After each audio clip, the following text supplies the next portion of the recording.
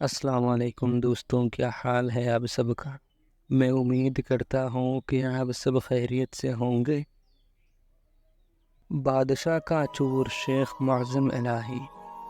بہت پہلے جب ہر جگہ بادشاہی حکومت کیا کرتے تھے، ایک مرتبہ ایک بادشاہ اپنے ایک ملازم سردار سے ناراض ہو گیا اور اس سے دربار سے نکال دیا اور حکم دیا گیا کہ تم دن رات اپنے گھر میں پڑے رہو۔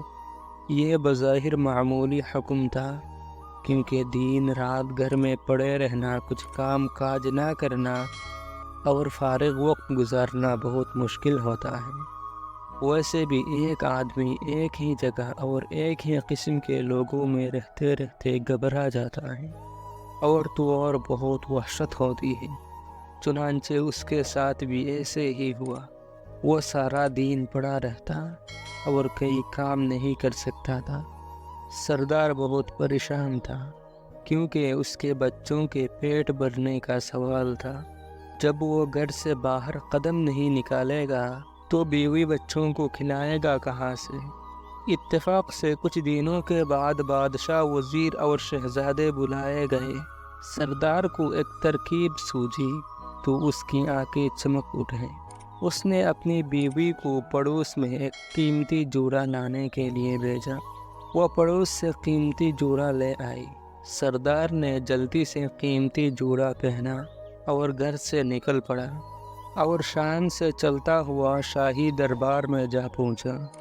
درباری سمجھے کہ کئی معذور مہمان ہیں، اسی لیے جا کر بڑے ادب سے دوسرے بڑے لوگوں کے ساتھ کرسی پر بٹھا دیا۔ سردار کرسی پر بیٹھ گیا۔ دربار شروع ہوا۔ جشن کی تمام رسمیں ادا کی گئی اور اس کے بعد دسترخوان پر اعلیٰ قسم کے کھانے رکھے گئے۔ سردار نے بھی ہاتھ بڑھا کر خوب ڈٹ کر کھانا کھایا اور پھر نظر بچا کر بڑی چالاکی سے سونے کی ایک رکابی اپنے لباس میں چھپا لی اور دربار ختم ہوتے ہی وہاں سے 9 دو 11 ہو گیا اور گھر آ کر بڑے مزے سے سارا واقعہ اپنے بیوی کو سنایا۔ اس کے بعد اس کی بیوی بازار جاتی اور سونے کی رکابی کا ایک ٹکڑا کاٹ کر فروخت کر کے کچھ رقم لے آتی۔ یوں سردار کی زندگی آرام سے گزرنے لگی اور پریشانی دور ہو گئی۔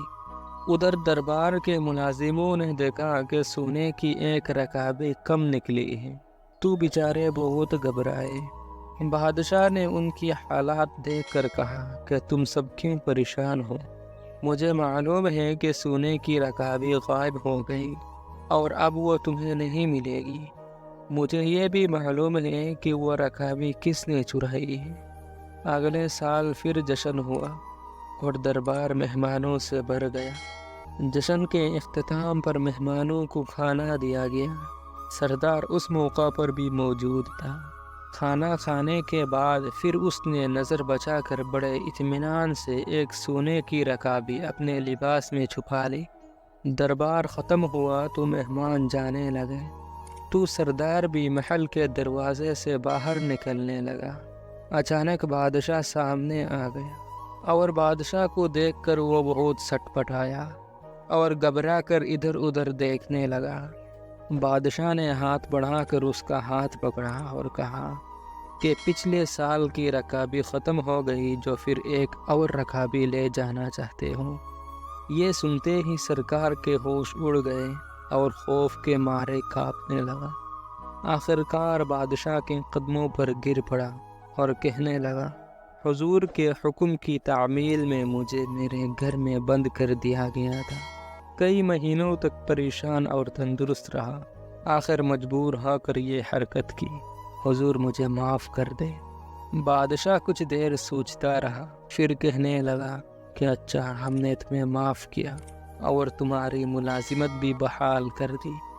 غلطی ہماری ہی تھی، ہم نے حکم ہی ایسا دیا تھا کہ آدمی بھوک اور تندرستی سے مجبور ہو کر چغری کرنے پر آمادہ ہو جاتا ہے۔ اگر ہم تمہیں گھر میں قید نہ کرواتے تو شاید تم ایسی حرکت کبھی نہ کرتے۔ جاؤ، اب ایسی حرکت نہ کرنا۔ چوری بہرحال بری حرکت ہے۔ بادشاہ اور سردار دونوں نے غلطی کی تھی۔ دونوں نے اپنی اپنی غلطی تسلیم کر لی اور ایک دوسرے کا آئندہ کے لیے عبرت حاصل ہو گئی۔ کہتے ہیں کہ پھر سردار نے کبھی چوری نہ کی اور نہ بادشاہ نے کبھی کسی کو ایسی سزا دی۔